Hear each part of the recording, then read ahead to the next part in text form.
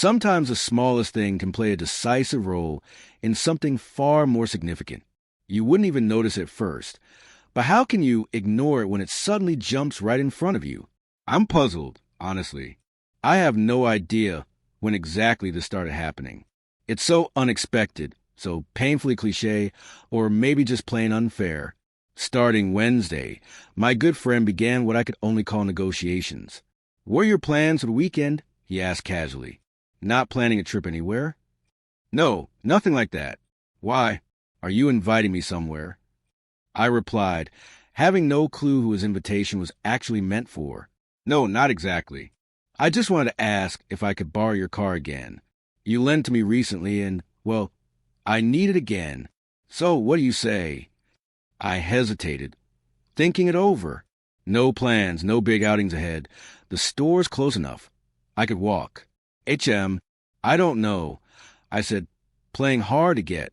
"Look, I need to drive to my aunt's place in the village. It's her birthday, and I have to pick up my grandmother, bring her to the party, and take her back afterward. She can't manage the trip by bus. She's been asking for a while. It's important." How could I say no? So I told him to swing by for the keys on Friday. Barely half a day later, my wife came to me with a strikingly similar question. "So, what's your plan for Saturday? You're not busy, right?" "Nope, nothing planned," I answered, unaware where this was going. "Perfect. So in the morning, we'll head to the market to get groceries. Then we'll drive to my mom's.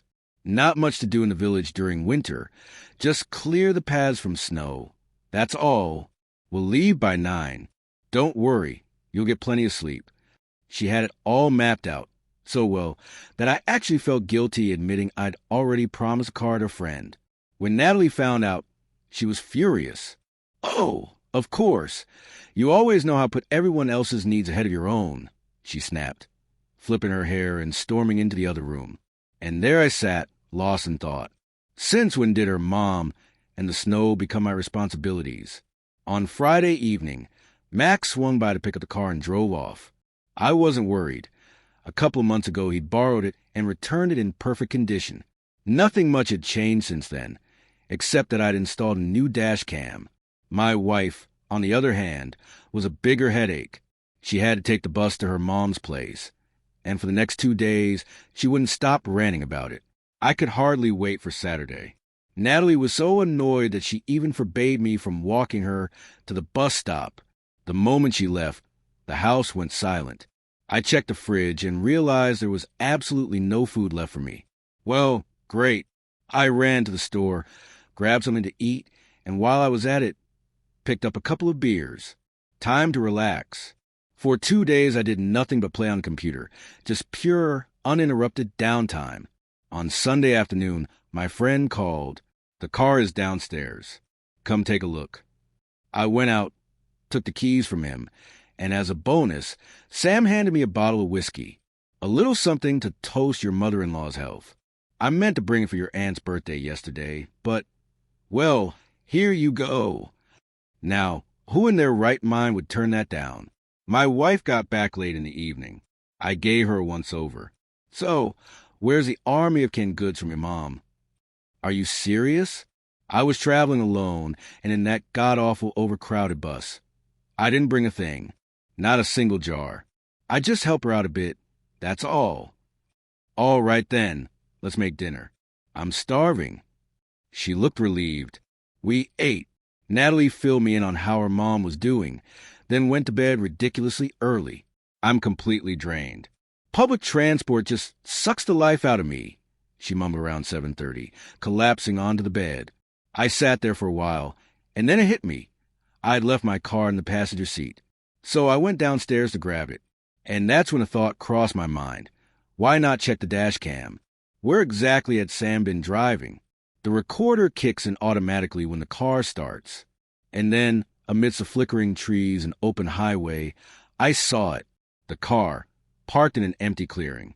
The car started rocking. Soft sighs from inside. Seemed like Sam had picked up a passenger on his way to my mother-in-law's. Well, good for him, I thought. He didn't waste any time. A little business, a little pleasure, as they say, efficiency.